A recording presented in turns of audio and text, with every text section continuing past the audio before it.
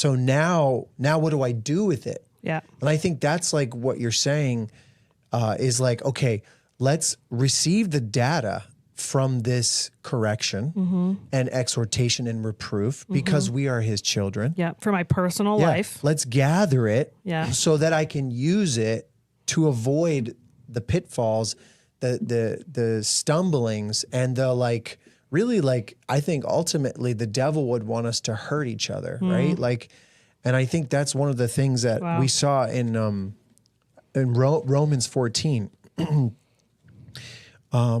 Is that, where does it say that? It says, verse 13 and 14 of Romans 14. It says, therefore, let us not pass judgment on one another any longer, but rather decide never to put a stumbling block or hindrance in the way of a brother.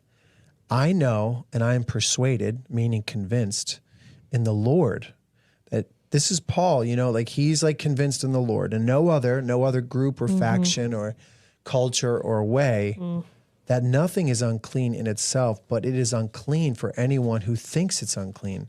And he goes on to talk about in verse 15, if your brother is grieved by what you eat, you are no longer walking in love.